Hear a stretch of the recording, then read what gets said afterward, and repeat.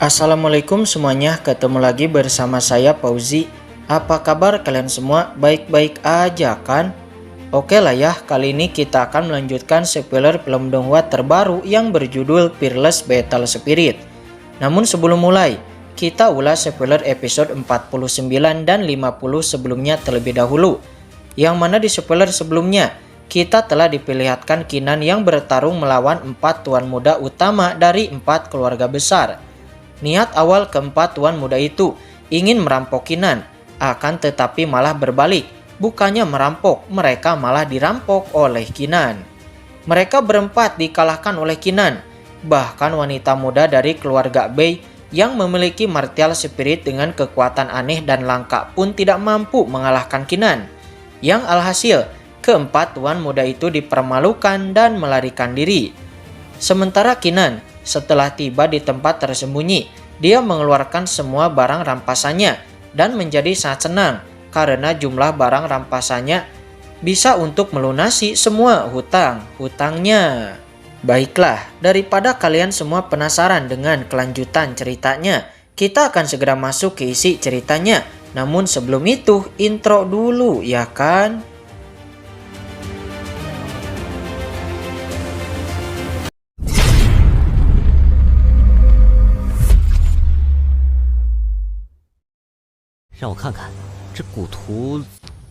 Selanjutnya, Kinan menggabungkan 4 gambar kuno yang dirinya sebelumnya dapatkan dari 4 tuan muda. Segera setelah 4 gambar kuno itu disatukan, tiba-tiba bayangan harimau besar muncul di hadapan Kinan. Setelah itu gambar harimau menghilang dan lalu berubah menjadi sebuah peta, sebelum kemudian berubah lagi menjadi sebuah cahaya. Tiba-tiba mata Dewa Perang merasakan rasa sakit dan lalu mengeluarkan sebuah bola cahaya, yang mana bola cahaya itu sepertinya ingin membimbing Kinan ke suatu tempat. Kinan paham, sepertinya bola cahaya ini ingin menuntunku untuk menemukan sesuatu. Segera Kinan pun segera pergi.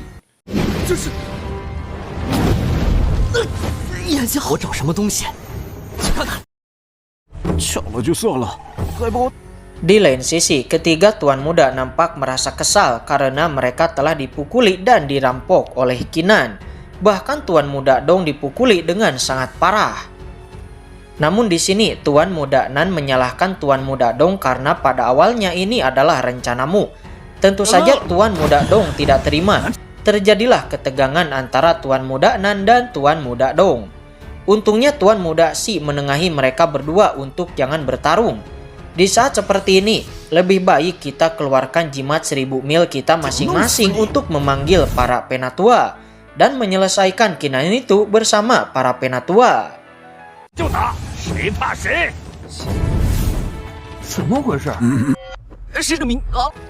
Tidak lama setelah jimat 1000 mil dinyalakan, para penatua dari 4 keluarga besar pun datang ke sana. Akan tetapi ketika melihat kondisi para penatua yang tidak baik-baik saja, membuat tuan muda Si terkejut dan bertanya, "Para penatua, ada apa dengan kalian?" Penatua itu langsung menjelaskan bahwa kami sebelumnya dirampok oleh seorang praktisi di ranah Wuzhongjin. Kami dipukuli oleh praktisi itu. Untungnya kami memiliki banyak harta yang membuat kami dilepaskan oleh praktisi itu. Akan tetapi praktisi itu meminta kami untuk jangan masuk ke dalam gunung. Para penatua kembali bertanya, lalu apa yang terjadi dengan tuan muda?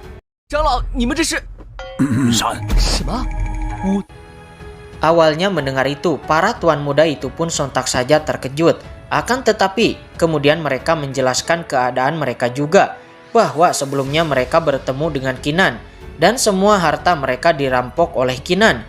Bahkan 4 gambar kuno yang kami miliki juga diambil olehnya. Mendengar itu, para penatua tentu saja marah. Mereka mengetahui bahwa Kinan itu berasal dari keluarga Qin di kota Linsui. Beberapa penatua menyarankan untuk mengambil kembali semua barang itu dari tangan Kinan, karena itu merupakan harapan terakhir mereka.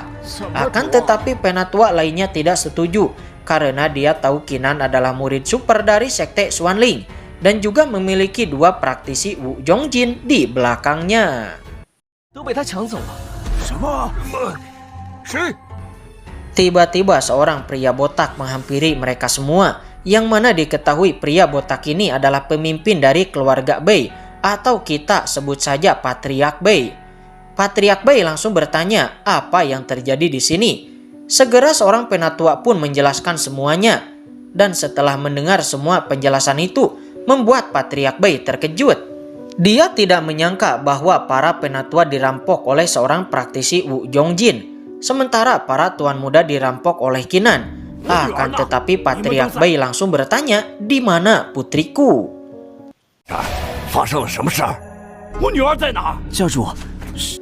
Ketika Patriark Bei melihat putrinya yang tak sadarkan diri dan juga mengalami luka yang fatal, membuatnya sangat marah.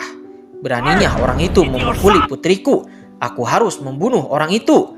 Kemudian sebuah harta pemantauan dikeluarkan oleh Patriark Bei. Seketika sosok naga hijau muncul di sana.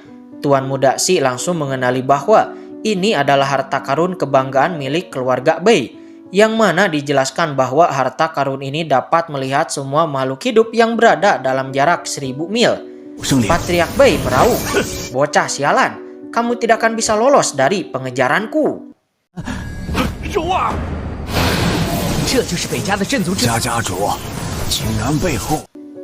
Kemudian seorang penatua memberi hormat kepada Patriark Bei dan mengatakan bahwa Qinan itu adalah murid kebanggaan sekte Xuanling. Jadi apakah Patriark Bei yakin untuk melakukan ini? Tentu saja Patriark Bei sangat yakin. Dia mengatakan bahwa karena orang itu berani memukuli putriku hingga seperti ini, maka aku, Bei Li, tidak akan melepaskannya. Bahkan Raja Surga sekalipun jika berani memukuli putriku, maka tetap harus mati. Terlebih lagi, apakah kalian tidak ingin mengambil kembali harta milik kalian? Ditambah rahasia Papilun Wu Yuan. Mereka semua pun akhirnya sepakat untuk bagaimanapun caranya harus menangkap Qinan. Segera Patriark Bei pun merilis harta karun pelacakannya.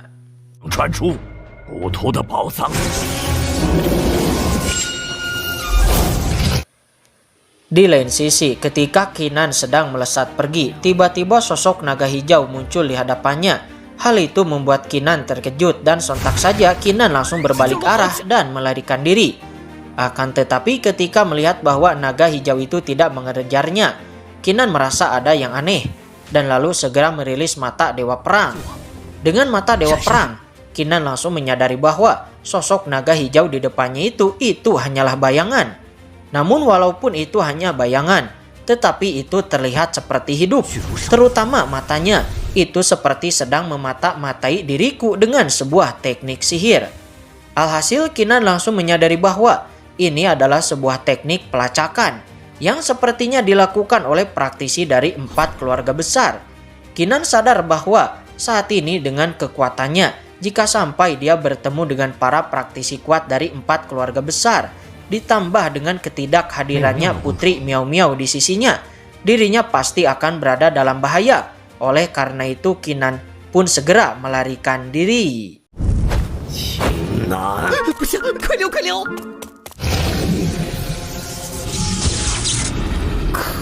Akan tetapi seberapa jauh pun Qinan melarikan diri, tetap saja bayangan naga itu bisa melihatnya.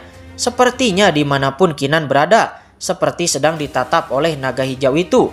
Akan tetapi tiba-tiba mata Dewa Perang menyerang mata naga hijau itu, yang seketika saja mata naga hijau itu pun diledakkan dan langsung dihancurkan.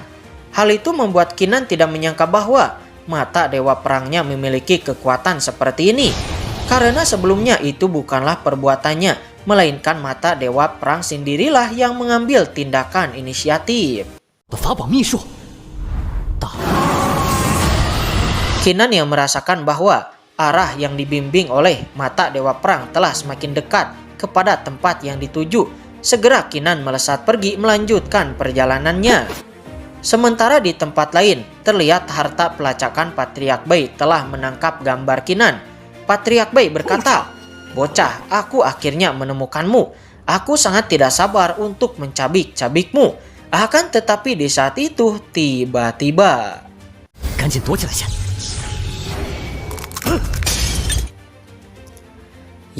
tiba-tiba harta cermin pelacakan milik Patriark Bei pecah, membuat semua orang terkejut. Mungkinkah Kinan memiliki pria kuat yang melampaui ranah Raja Wu? Hal itu membuat para penatua dari 3 keluarga besar menjadi gemetar dan memutuskan untuk jangan sampai memprovokasi Kinan lagi. Akan tetapi keluarga Bei nampak masih tidak menyerah. Bahkan ketika 3 keluarga lainnya memutuskan untuk tidak memprovokasi Kinan, Patriark Bei masih sangat marah. Akan tetapi karena dia tidak bisa menemukan Kinan, alhasil dirinya pun memutuskan untuk pergi ke markas keluarga Qin. Patriark Bei berniat untuk menghancurkan keluarga Qin untuk melampiaskan amarahnya.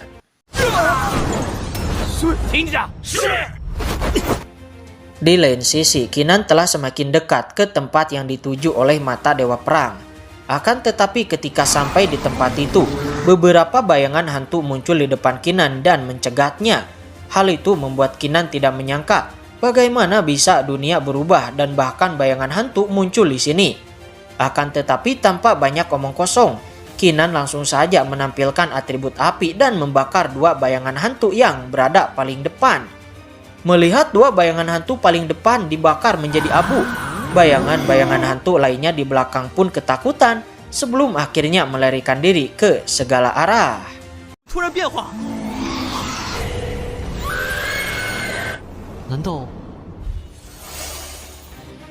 Kinan lalu melihat bahwa di depannya sekarang ada 9 istana.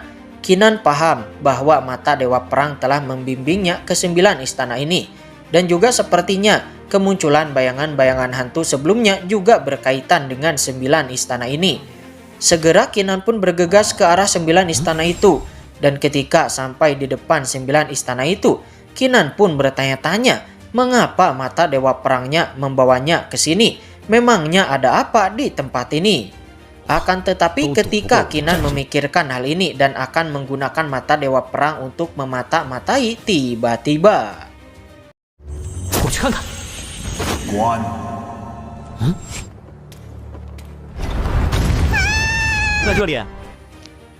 ya, tiba-tiba Putri Miao Miao terlempar dari 9 istana itu. Namun terlihat kondisi Putri Miao Miao tidak baik-baik saja.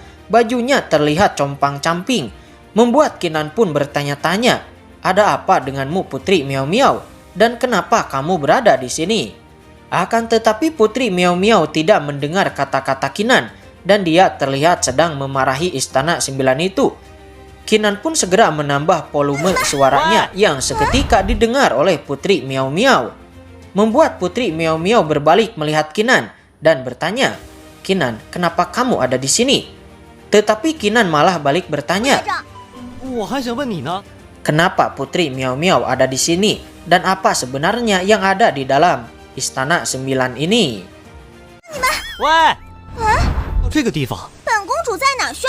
Putri Miao Miao tidak menjawab pertanyaan Kinan dan malah dia berkata, bagaimana dengan 2 harta karun yang aku perintahkan untuk kamu dapatkan? Kinan menjawab bahwa 2 harta karun itu telah aku dapatkan. Tetapi aku tidak akan memberikannya sebelum Putri Miao Miao menjelaskan tentang apa tempat ini dan apa yang ada di dalam 9 istana ini. Jelaskan semuanya terlebih dahulu kepadaku. Namun tentu saja Putri Miao Miao tidak ingin menjelaskannya dan malah Putri Miao Miao memukuli Kinan sehingga Kinan pun mau tidak mau hanya bisa memberikan 2 harta itu.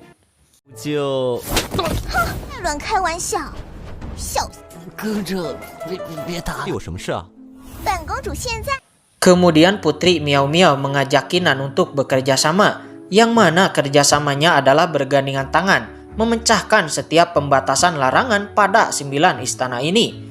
Dan di setiap istana akan ada harta karun, dan harta karunnya akan dibagi rata, yaitu aku 8 dan kamu 1. Jelas saja mendengar pembagian harta yang sangat tidak adil pun membuat Kinan menolak untuk bekerja sama. Akhirnya Kinan pun pergi. Akan tetapi Putri Miao Miao mengejar Kinan dan lalu mengatakan, bagaimana dengan aku 7, kamu 2? Namun tetap Kinan tidak akan setuju. Hingga akhirnya Putri Miao Miao pun setuju untuk membagikannya setengah-setengah.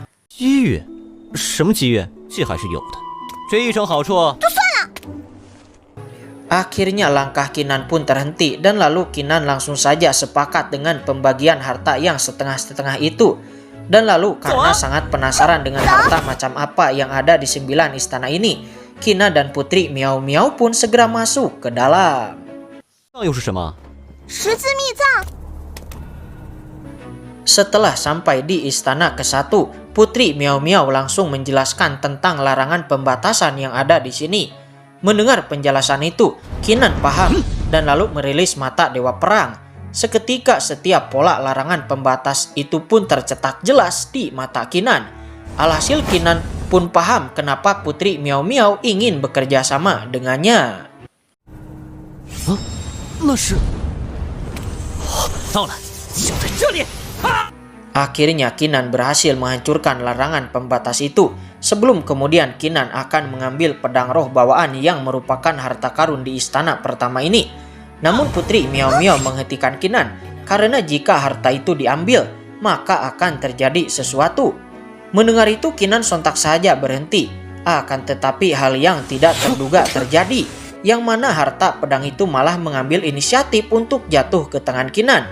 Sehingga kemudian inilah yang terjadi. 这里！啊！ 只能拿一件宝物，住手！ 大地要塌了！ Ya, tiba-tiba lantai pertama hancur dan runtuh, membuat Kinan dan Putri Miao Miao pun langsung melarikan diri dan lalu masuk ke istana kedua. Sebelum kemudian di istana kedua, mereka berdua diserang oleh banyaknya monster. Namun di sini Putri Miao Miao langsung mengambil tindakan dan membantai monster tersebut.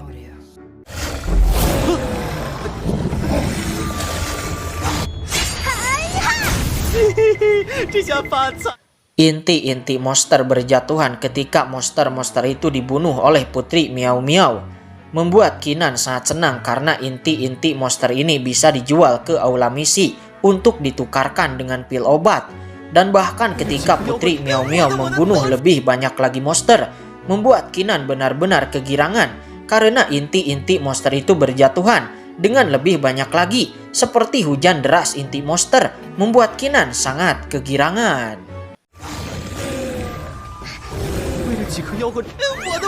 Akhirnya tumpukan inti monster yang sangat banyak pun dikumpulkan oleh Kinan, membuat Kinan benar-benar bahagia. Akan tetapi terlihat ekspresi Putri Miao Miao sangat tidak senang karena dikala dirinya bersusah payah sebelumnya, Kinan hanya menikmati hasilnya.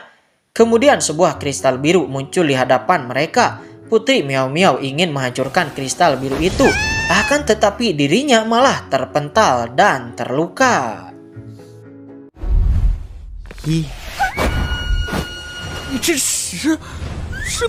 Kinan lalu melihat kristal biru itu dan langsung menyadari bahwa ini adalah harta karun, yang membuat Kinan mengeluarkan air liurnya ketika memikirkan bahwa jika kristal-kristal biru ini dijual, maka dirinya akan mendapatkan banyak sekali pil obat.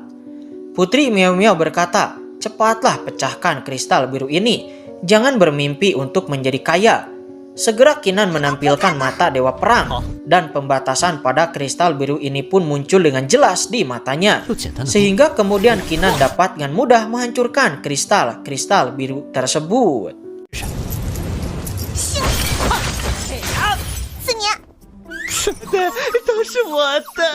Setelah mengumpulkan semua harta itu, Kinan dan Putri Miao Miao pun langsung naik untuk memasuki istana ketiga. Terlihat di istana ketiga ada sosok naga dan burung phoenix. Di sini Kinan dan Putri Miao Miao pun bekerja sama, yang mana Kinan menggunakan penglihatannya untuk melihat titik buta pada formasi larangan tersebut, dan lalu Putri Miao Miao yang mengeksekusinya. Sehingga kemudian mereka berdua pun berhasil melewati istana ketiga dan naik ke istana keempat.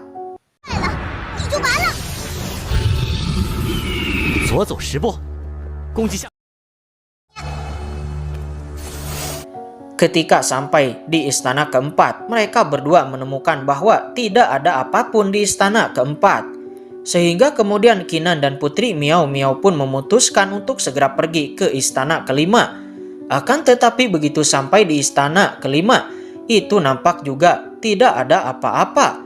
Sehingga Kinan dan Putri Miao Miao pun kembali masuk ke istana keenam. Namun sama seperti istana-istana sebelum-sebelumnya, istana keenam juga tidak ada apapun. sehingga mereka berdua pun terus naik dan akhirnya sampai di istana ke-9. 走，异常磅礴，还有一股恐。 Di istana ke-9 ini terlihat ada 3 kayu kotak.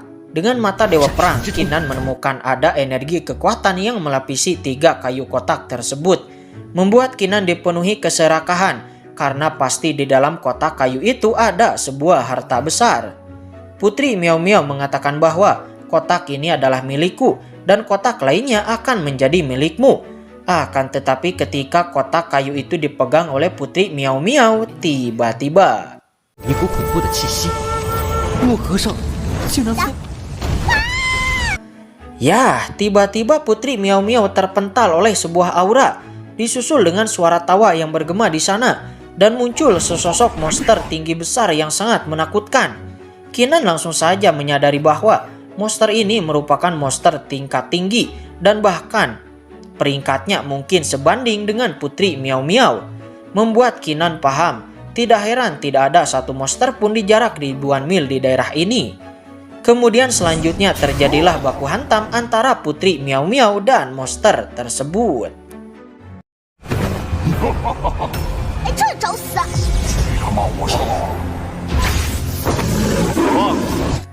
Tiba-tiba pertarungan dihentikan oleh beberapa sosok abstrak yang tiba-tiba muncul di langit. Sosok itu mengatakan bahwa di tempat ini dilarang untuk bertarung. Oke guys, spoilernya udah bersambung. Gimana, seru gak tuh? Lanjut gak nih? Tapi Mimin ingatkan bahwa ini adalah spoiler yang mana film aslinya belum rilis.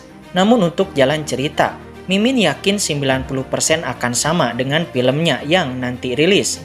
Namun mungkin ya beberapa adegan akan sedikit diubah sih guys, tapi gak ngaruh.